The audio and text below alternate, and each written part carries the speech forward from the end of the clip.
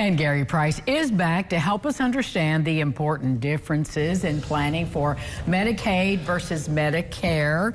And I think definitions may be in order because we just don't always know the difference. Or we use those terms interchangeably. We do, mistakenly. But yeah, it's two different programs.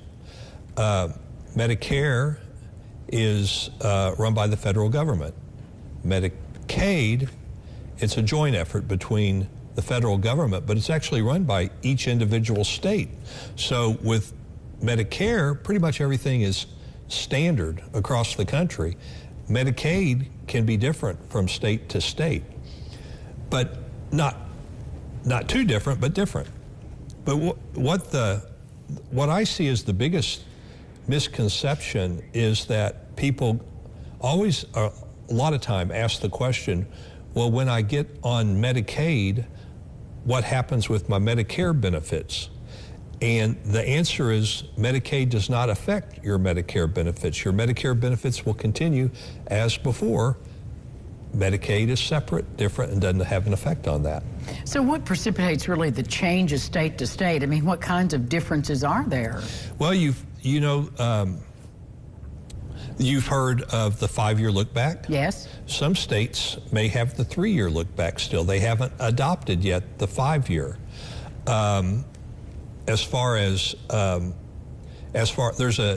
We've talked about a penalty period and a divisor being used, which is the median cost of nursing home expense. That divisor may be different from state to state. As far as what the spouse of a Medicaid applicant can shelter or keep or exempt, that could be different. That dollar amount could be different from state to state. The federal government gives a standard, and the state eventually accepts that standard, but they accept it over a different time period. Well, I guess that's one of the reasons you talk about that in Indiana in your book, because it's not going to be the same in Kentucky or Illinois or wherever else you're doing. There will be distinctions. There certainly are distinctions.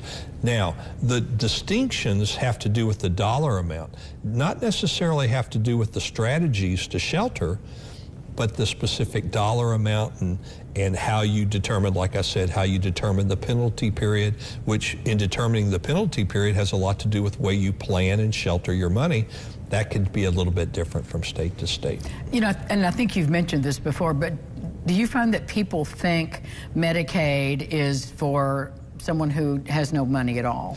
They do. Okay. They do. And for good reason, because in order to be eligible for Medicaid, as your words, you pretty well have to have no money at all. But that doesn't mean you have to spend it down.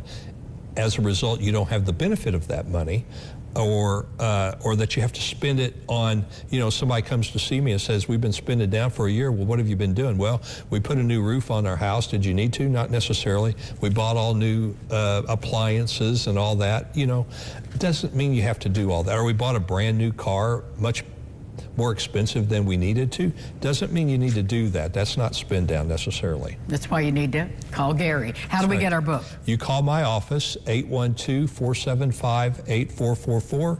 We send you a free copy. Thank you, Gary Price. Thank you. More lifestyles for you right after this. Stick around.